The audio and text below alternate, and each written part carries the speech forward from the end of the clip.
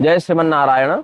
आज हम आपको भरणी नक्षत्र के व्रत विधान से अवगत कराएंगे। भरणी नक्षत्र के व्रत को करने वाला व्यक्ति यमराज का पूजन करे।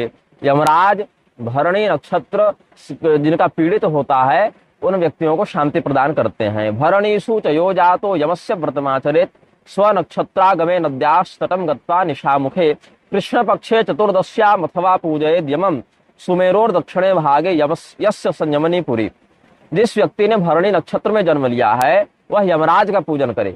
अपने जन्म नक्षत्र के आने पर जब रात्रि प्रारंभ हो, मतलब जिस रात्रि को भरणी नक्षत्र पड़े उस रात्रि को नदी के तट पर जाकर यमराज का पूजन करना चाहिए। और अगर रात्रि व्यापी नक्षत्र न मिले तब क्या करे, कृष्ण पक्ष की चतुर्दशी तिथि को यमराज की पूजा करे। और दोनों एक ही दिन मिल जाए तब तो अच्छी बात है। जैसे अश्विनी कुमार में द्वितीया और अश्विनी नक्षत्र दोनों मिल जाए तो बड़ी अच्छी बात।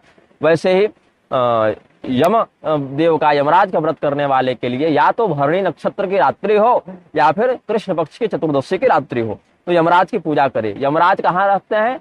सुमेरु पर्वत के दक्षिण भाग में संयमनी नाम की पुरी में यमराज का लोक बताया गया है। यम क्यों कहते हैं? यमो यम इति श्रुत्वा भीत्या नैवन मना भवेत् आत्मा च यमितो येन सदैव वस्तु यम स्मृतः।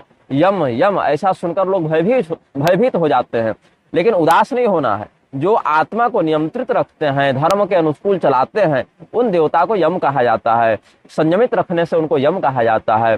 तो यमाय धर्मराजाय मृत्यवे चांतकाय च वैवस्वताय कालाय सर्वभूतक्षयाय च वृकोदराय चित्राय चित्रगुप्ताय वै नमः। एवं प्रणम्य देवेशं शास्तारं छद्मकर्मणां धूम्राभं चित्रगुप्तं च कालपाशौ तरस्विनौ नाकं मृत्युं च धर्मज्ञं गंधमाल्यादिभिर्यजेत्। यमाय नमः, धर्मराजाय नमः, मृत्यवे नमः, अंतकाय नमः, वैवस्वताय नमः, कालाय नमः, सर्वभूतक्षयाय नमः, वृकोदराय नमः, चित्राय नमः, चित्रगुप्ताय नमः। ऐसे 10 नामों का प्रयोग करके यमराज का पूजन करना चाहिए। यम के लिए नमस्कार है, धर्मराज के लिए नमस्कार है, मृत्यु के लिए नमस्कार है, अंतक के लिए नमस्कार है, वैवस्वत के लिए नमस्कार है, काल के लिए नमस्कार है, सभी प्राणियों का अंत करने वाले देवता के लिए नमस्कार है, वृक नामक अग्नि को अपने उदर में धारण करने वाले देवता के लिए नमस्कार है, चित्र के लिए नमस्कार है, चित्रगुप्त के लिए नमस्कार है।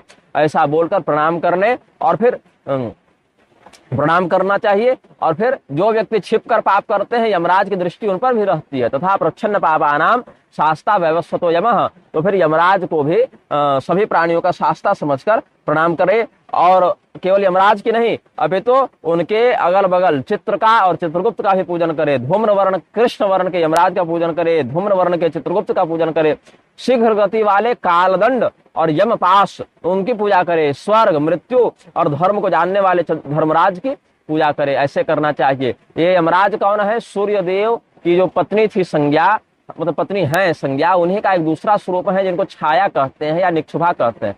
उन्हीं के पुत्र भगवान यमराज हैं। तो मनुर्नमो यमायेति तिलांश्च जुहुयाद प्रति स्वाहाकारं च मंत्रांते पूर्व भागे च वर्तुलः स्त्री शूद्र व्रात्य मिश्रेभ्यो नास्ति होम विधानकम केवलं मंत्र जापोस्ति स्वाहा प्रणव वर्जितः।